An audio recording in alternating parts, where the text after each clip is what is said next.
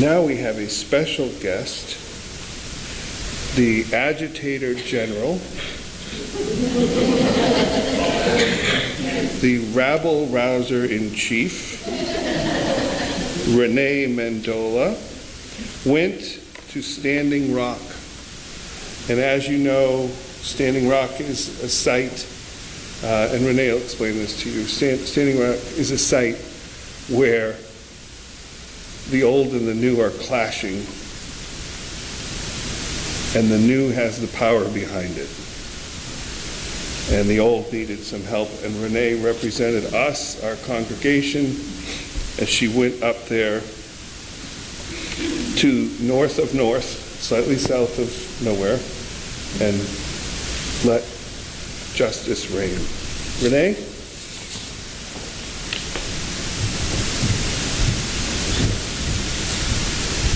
Hi. First of all, I want to say that it was really an honor and a blessing for me to be able to go up there and represent all of you. I think you know that the UUA has asked for UU witnesses to go to Standing Rock and just kind of help in any way that we can and report back what's happening. So those are my two goals when I went up there, to help in whatever way I could and to bring back to you what is happening.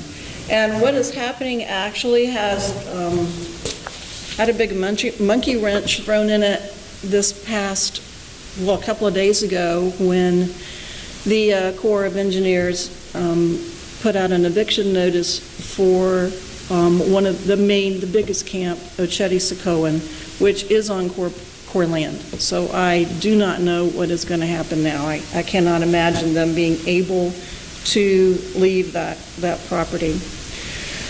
I want to say thanks to everybody who contributed in any way, people who donated, people who sent me off with good thoughts, people who thought about me freezing to death while I was there, people who tried to tell me how cold it was going to be, because I have never been that cold.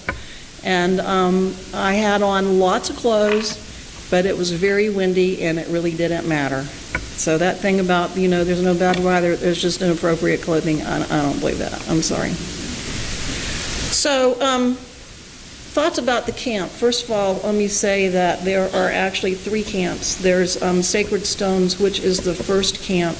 There's Rosebud, which is the second camp, and those 2 camps are kind of smaller, and they are actually on reservation territory. The third camp is Oceti-Sakowin, which is the camp that you mostly see on Facebook, is the largest camp. It's actually the, quote, overflow camp. It's the last camp that was constructed. And it's on Corps land. Well, it's on Corps land according to us, according to the, to the Western people, the American people. It's on, or the American, to us, it's on Corps land. Let me say about the camps that, first of all, everything at the camp is a prayer and a ceremony. Everything is done with intention and reverence. You are met at the gate of the camp with sage, which is a Native American cleansing agent.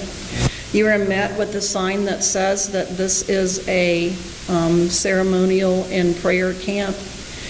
They do not call themselves protesters. They do not feel that they are protesting. They call themselves water protectors. They are protecting the water. The Native American Indians, the Sioux tribe, is very connected to Mother Earth. They feel that they are connected to every being on Earth, that every being on Earth has the same spirit. And so they feel that they are protecting the Earth by not allowing this pipeline to be built, or doing their best to not allow the pipeline to be built. Everyone cooperates with each other in the camp. It's truly a community. The prayer that you hopefully at least got to hear a little bit of is the prayer that happens every day at dawn. I understand that every day at dusk there's another prayer. I was gone to a warmer place by dusk every day. Every meeting that you go to starts with a prayer and ends with a prayer. They have a sacred fire at the meetings. Everything is saged. It is considered impolite to leave a meeting before the end prayer. You're not like, you're not supposed to go into the meeting, get what you need to know, and then leave because you're in a hurry. You are supposed to wait until everyone has finished speaking. In the sacred fire, you're always supposed to go clockwise around the sacred fire. There are a lot of protocols for how to live in the Native American community. They consider the fire to be a place where spirits can mingle with people. So they always leave an opening from the door to the fire so that spirits can come in if they want to and visit with you. People who identify as female are asked to wear skirts. So over my insulated overalls and blue jeans and long underwear, I had a skirt. We are asked to not use offensive or abusive language, to not cuss. It was just an amazing place. It was just an amazing place. I never saw anything there but peacefulness and love and gratitude and people helping each other in whatever way they could. And so when I got home and heard about how the protesters were turning violent, or the protectors were turning violent, it's really hard for me to square that with what I saw at the camp every day and what I saw emphasized at the camp every day. When you go into the camp, you have an orientation. Now, I did my orientation actually on my second day there. My first day there, I went to Sam's and bought a lot of supplies for the medic tent and delivered that the first day. But at orientation, everybody has to go to a new member orientation the first day, and there are probably 30 to 50 new people there every day. There are probably 30 to 50, or maybe more than that, now that it's gotten cold, leaving there every day too. So every day people have to be trained about how to act at the camp. And we were told, and number one, we were told about Native American history a little bit, and that Native Americans have usually been on the losing end of the land grab that we have in America. They are not looked upon with favor by a lot of people in North Dakota. This continues today, obviously. We were told that we might have come there with an Excel sheet so we could check off what we were going to do every day, and we were going to be busy, action, action, action, get it done. But that's not really the way it happens there. In the Western world, we think of things as like A to B to C, and we really think about it in a linear fashion, but that's not the way they think there. They don't value that. They sit, they think about things from all directions, they get a lot of input, and then they make a decision. And it's maybe not the same decision that we would make, but we were asked to be respectful of their decisions, and no matter what it was, not to talk back, but to remember that we were in their space and to help them in what they wanted us to do. She said that my orientation person said, you might be thinking you were going to be going like this, and that's what you were going to do here, but you really might be going like this while you wash the dishes. And that's kind of a blessing because the dishwater is warm. And so the two things that were needed the most when I was there were winterizing, getting the teepees and tarpies and tents and Coleman tents and people on sleeping bags and all of those things, getting them winterized, and making food. So the first day that I was there, I volunteered to help make teepees. Making teepees is not really as easy as you might think. First of all, even with the making teepees, everybody is saged first. The area is saged, the equipment is saged, the sage is put into the center of the tent. You can't step over the tent poles because that takes away the power. So it's just like everything is done thinking about how everything is connected. My teepee, the teepee that I helped build, the first one had to be taken down 3 times and put back up until finally kind of an older Native American guy came and helped us. And actually he was Navajo, and they don't have tents, but he knew how to build one. And then I found out that back in the day, women are the ones who were in charge of putting up the teepee, and they would have put it up in about 15 minutes. It's pretty awesome. And, teepees, after you get them up and get that rope wrapped around it and the correct direction, and oh my gosh, they're pretty strong. When I say winterizing, the teepees were wrapped with, I don't know, some kind of wrapping. Some of them were wrapped with bales of straw. They were trying to put floors on everything, and the floors would have 2x4s up like this, and then in the framework and the spaces straw put in, and then plywood put on top of that to have an insulation from the ground, and then a lot of the bigger houses, they're trying to put stoves in. That's why I say I cannot imagine that they're going to be able to, even if they wanted to, which they don't, vacate that property by December the 4th. I just can't imagine it. They're asking people to sleep together, get as many people in one teepee as you can. Your luggage doesn't have to be warm, but you do, so that they can save on firewood, which I don't know if you've ever been there. There's not any trees there. So if you're relying on firewood, it's not going to happen. They've had firewood trucked in.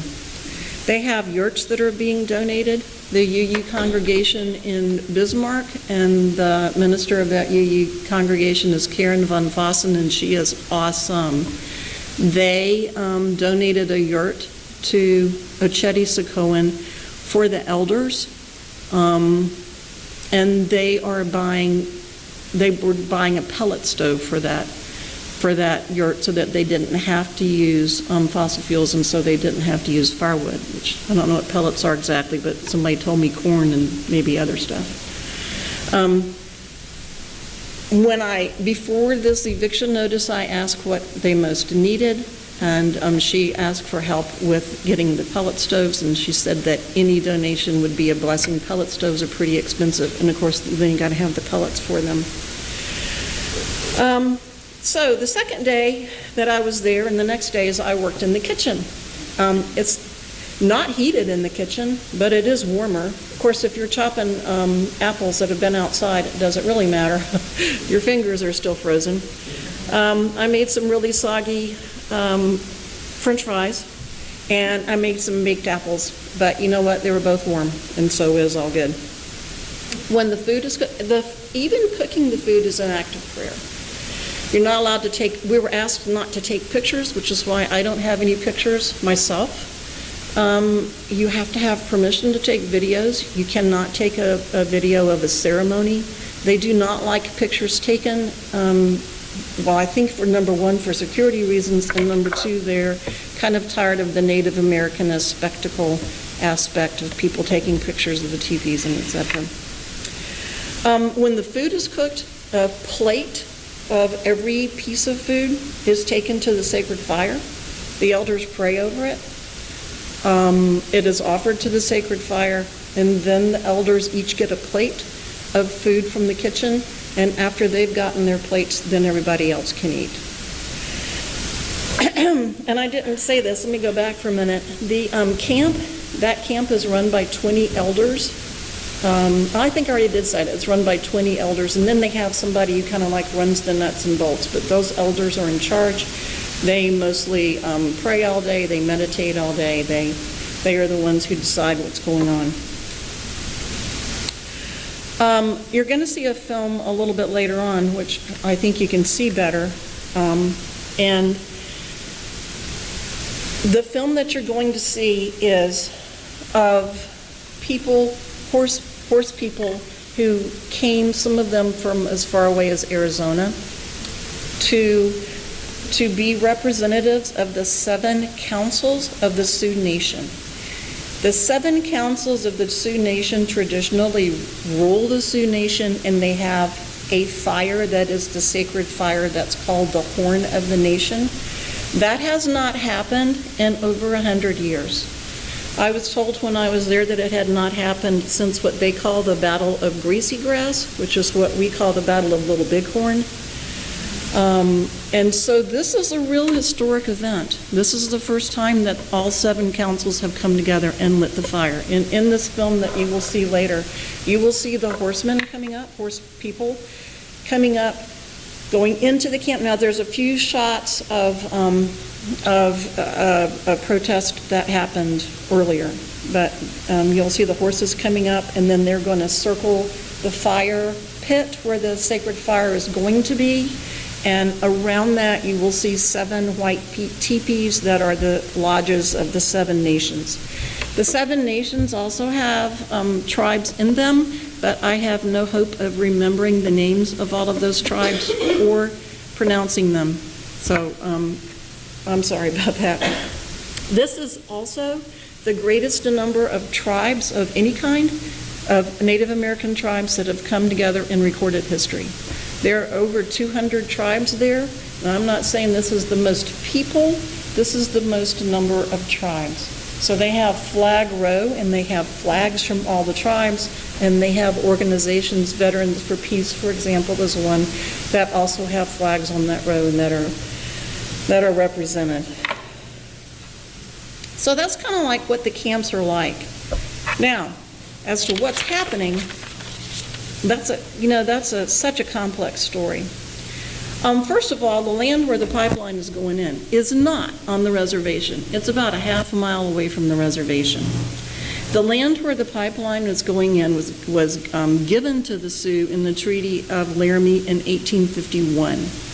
In 1868, I can't find if it was or was not given, but after 1868, gold was found in the Black Hills, and so that land was taken away. Now, I will say that the Sioux, kind of in addition, the Sioux tribe has sued the United States government for land theft and won. And the United States government, and I'm kind of thinking this might be like 1958 or I don't know, the United States government paid, I think, $17.3 million for that land, but the Sioux tribes said no, they do not want the money, they want the land. So that money is now in trust. It's over $1 billion right now, but they don't want the money, they want their sacred land back. So this where the pipeline is going, number one, is land that they consider to never have been ceded to the United States government. It goes underneath the Missouri River, which is their water source, which they are very connected to the earth. They do not want the pipeline, which they call the Black Snake, going underneath their river. They're worried about breaks, and I did research that, and I found that if you consider a break to be any discharge of oil or gas from a pipeline, there are approximately 500 of them a year. So it's a lot. So they say it's not if the pipeline it's going to break, it's when it's going to break. The chairman of the Sioux Nation says that he attempted to meet with the pipeline people. He was not able to. Then he refused to meet with the people, as in, no, I do not want the pipeline on my land, and I am not going to meet with you and discuss it. He did give in good faith a list of sacred sites to the pipeline people on Friday, the Friday before Labor Day, and on Saturday before Labor Day, the next day, without preamble, they bulldozed some of those sites. Some of those sites are grave sites. I don't know that they are necessarily old grave sites, but there are families that are buried. There are families that have people in their family that are buried in those grave sites that are being bulldozed. So what the chairman of the Sioux Nation did is he declared eminent domain on the land that he considers his, which is where the pipeline is going in, which is just north of the reservation. And the camp, Ochedi-Sacoan camp, put another camp up there by 1806, which is the road that goes into the camp from Bismarck. About in the beginning of this month, you may have heard about a pretty violent police and Native American action in which 140 Native Americans were arrested. They tore the camps down. Most of the material in the camps was burned. A lot of people lost pretty much everything they have. A lot of those people that are at those camps do not have anything except what they have there at the camp with them. They then closed that road, and they put some burned vehicles on the road. Who burned the vehicles? I don't know. It depends on which report you read. This is a real problem because in order to get from Bismarck, which is the nearest city, to the camp, you just go straight down 1806 and it's about 45 minutes. But now they close that road. Why? I don't know. So now they close the road, you have to go down, you have to take a detour, which is a dirt road, which a lot of those roads are dirt and they're state roads. Then you have to go all the way down to below that and then you have to come back up. So now it takes about an hour and a half to get there. So emergency vehicles cannot get to where the camp is without having to go, all the way around. That's a big problem. So the camp people decided that they would move the vehicles and open the road themselves. That's what happened last Sunday. Last Sunday when you read about the really violent actions where they had the water cannons, the tear gas, the mace, the concussion grenades, the rubber bullets, which are not really rubber bullets, they're sponge bullets, and they're really about this big. And they do some damage when they hit people. There were a lot of injuries that day. Obviously, I think I read over 100 injuries. The really bad injury, the little Sophia girl who had her hand very badly damaged when whatever those grenades are hit her hand and just blew up this part of her arm. She doesn't really know yet if she's going to be able to keep her arm. If she does keep it, she'll have really limited movement in it. She's 21. She just graduated from college. So, and then I said on the day after Thanksgiving, they got an eviction notice. I have no clue what's going to happen now. What is needed the most in the camps? What I was told they needed the most is heat, as in stoves. Warm sleeping bags, below zero sleeping bags. They ask for thermal underwear, but not cotton. Thermal underwear, but wool. Something about it gets wet and then it freezes. I'm not really into that cold weather, so I don't know. And as I said before, pellet stoves. I hope that everything can be resolved in some kind of satisfactory way, but I really don't know how it can be right now. The pipeline is complete on either side of the Missouri River, and even though they have been asked to voluntarily quit drilling or making the pipeline, even though, and this is true, they do not have a written permit to drill underneath the Missouri River. They have not gotten that. They're on Corps land, and that's the federal government. And the federal government has not said, you will stop now. They were voluntarily asked to stop. They did not. The pipeline goes on either side of the Missouri River, and there is a drill on the drill pad on either side of the Missouri River, and they're just waiting to start again. I don't know how that can be a good resolution for the people who were there. I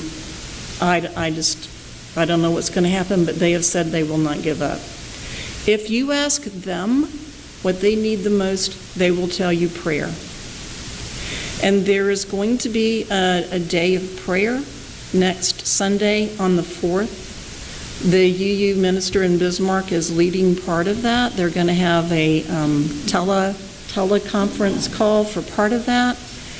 I will send out the link so that you can participate in that if you want to.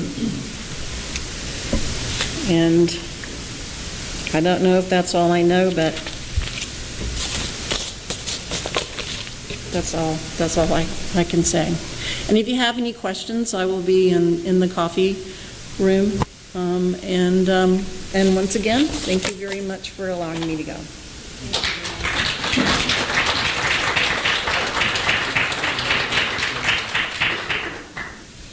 Thank you very much for bearing that very important witness on our behalf up there in the tundra.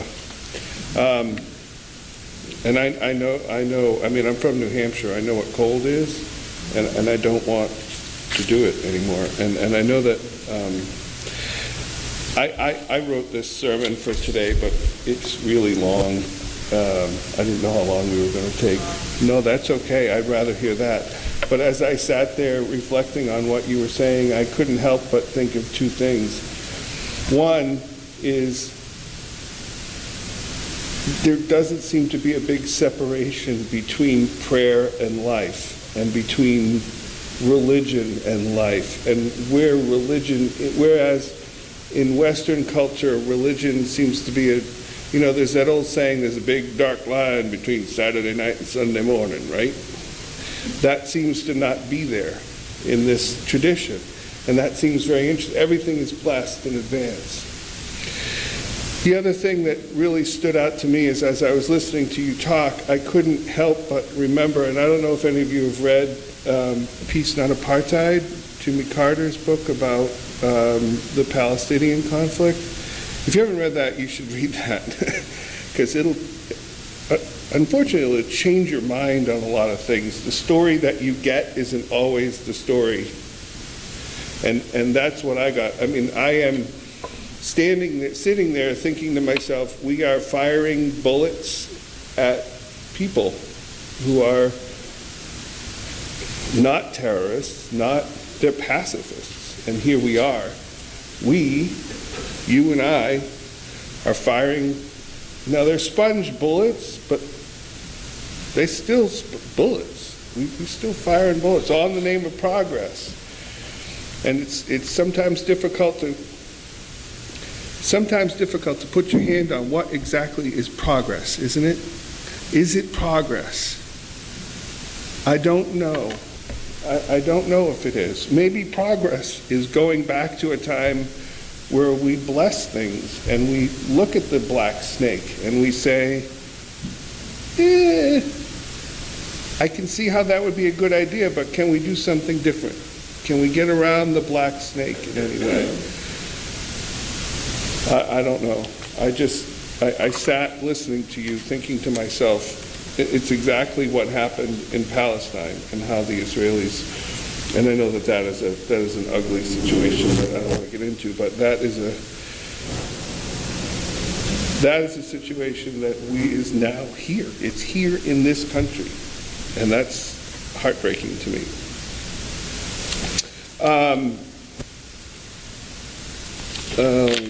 Let me just find a place here.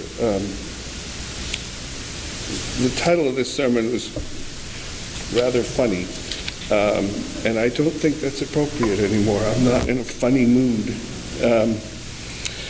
What I had to say was simply this, very, very simple.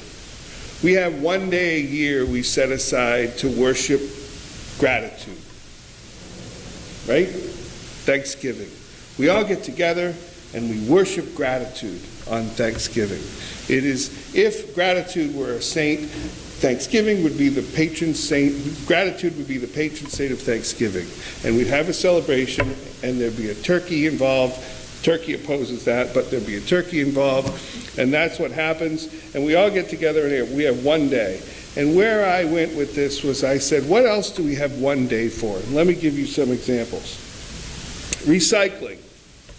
Recycling has one day. November 15th is National Recycling Day. Did you know that? Neither did I. You know what else has one day? General Pulaski.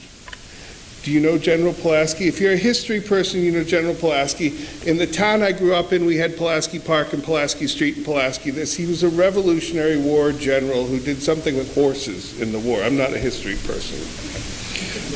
So General Pulaski's Day is October 11th. And these are federally recognized holidays. These are not like National Snow Cone Day or National Disposable Diaper Day, these sort of made up holidays, right? These are sanctioned by Congress as actual holidays. You know what else has one day? The Wright brothers.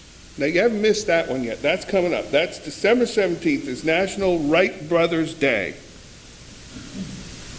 So gratuitousness, whatever I said in my sermon, the words that are gratefulosity, has the exact same number of days to recognize it as trash, a long ago dead Proulx that almost no one has ever heard of, and the patron saint of flying, the Wright brothers. And I call them the patron saint of flying because Someone would have eventually figured it out, and it would have been, they just happened to get there first. So let me dig into this a little bit. Just quickly, in my day job, I manage other people's money. That's what I do for work. And in my work, we have something called socially responsible investing. Some of you have heard of it. It's called SRI, socially responsible investing. That word is actually being replaced. It's being replaced by the industry that does it because it's considered too weak. It's being replaced by ESG investing, environmental, social, and governance investing. So I'd like to ask you a question. If the style of investing is special because it's socially responsible, or because it's environmentally, or socially, or governance-minded, what exactly does that say about all the other kinds of investing? Here's another one for you. We have a family-friendly work environment. Have you heard of this? Right? Oh, everybody wants to work in a family-friendly work environment. Why? What does that say about most other work environments? Don't try to have family if you work here. Is that what it says? I love language. I love digging into our language. I love looking at the words that we have, and more importantly, sometimes looking at the words we don't have. And things are just accepted by us, right? Like, things are just, if you look at the language, you can figure out what we hold dear. If you look at their language, if you look at what they do, you can figure out what they hold dear. We have super encrypted passwords with hyper HTML coding language to rotate the codes, and a language all its own that has its own conferences, presumably in Las Vegas.